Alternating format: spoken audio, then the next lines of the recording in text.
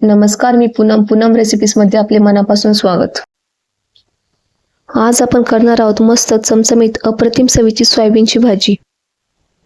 श्रावण महिन्यामध्ये तुम्ही सुद्धा नॉनव्हेज मिस करताय का? आणि तुम्ही बनवलेली सोयाबीनची भाजी अशी तर्शीबाज होत नाही.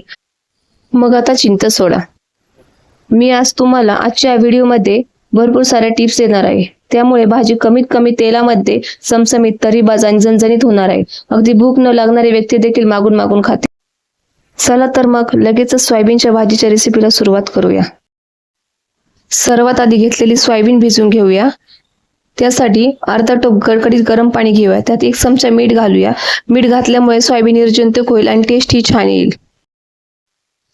तवा एकदम कडकडीत गरम करून घ्यायचा आहे.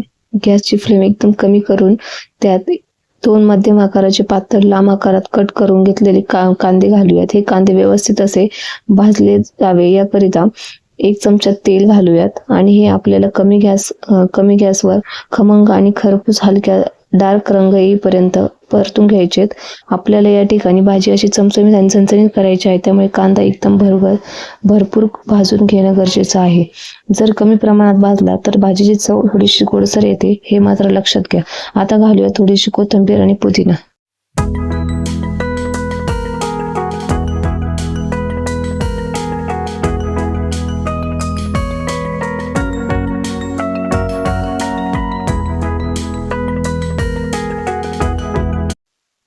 आता घालूया अर्ध्या वाटी सुक्या खोबऱ्याचे काप. हे खोबरं अर्धा चमचा तेल टाकून खमंग आणि खरपूस खोबऱ्याला चॉकलेटी रंग येईपर्यंत परतून घ्या. सुक्या खोबऱ्याला भाजायला जास्त वेळ लागत नाही, त्यामुळे गॅसची फ्लेम कमीच ठेवा आणि सतत हलवत राहा. तर बघा, या पद्धतीने खोबऱ्याला हलकासा डार्क रंग आलेला आहे. आता घालूया 7-8 लसूण पाकळ्या आणि त्याही खोबऱ्याबरोबर भाजून घेऊया.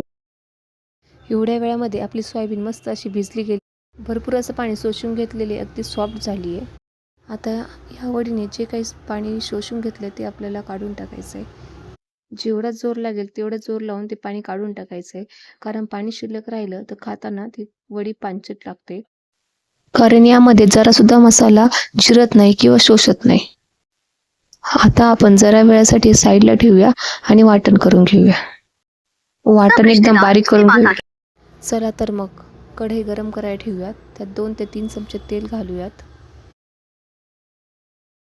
तेल गरम झालं की लगेचच त्यात संडे मसाला, गरम मसाला, मिरची पावडर, हळद पावडर, धना पावडर सगळे मसाले एकत्र करून छान परतून घेऊया.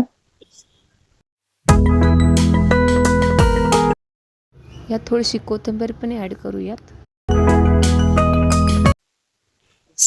चला तर आता वाटण पण ऍड करूयात. वाटणामधील एक्स्ट्रा पाणी निघेपर्यंत किंवा वाटणाचा कलर चेंज होईपर्यंत छान असं परतून घेऊया. थोडंसं मीठ ऍड करूया, जेणेकरून वाटण पटकन परतलं जाईल आणि भाजीला चव सुद्धा छान येते. या वाटणाला तेल सुटणं अगदी गरजेचं आहे, जेणेकरून भाजीला तरी अगदी परफेक्ट येईल. बघा, आता काही वेळानंतर आपल्या मसाल्याचा छान असा रंग बदललाय आणि तेल सुटायला लागलंय. त्यात थोडीशी कोथिंबीर ऍड करूयात.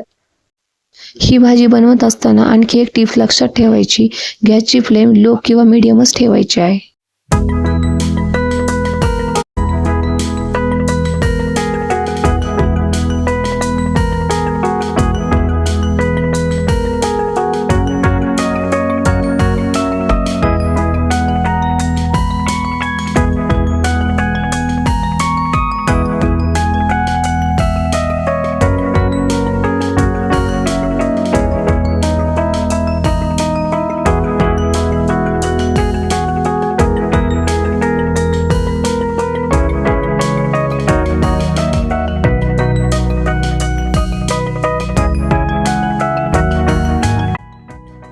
चला तर मग सोयाबीन आता मसाल्यात टाकून घेऊया. छान असं मिक्स करून घेऊया.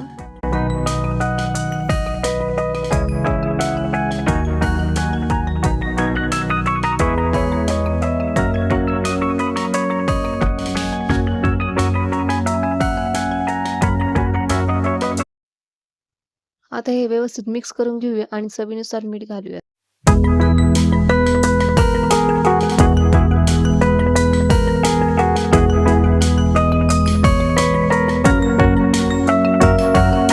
चला तर मग लगेचच पाणी ॲड करून घेऊया.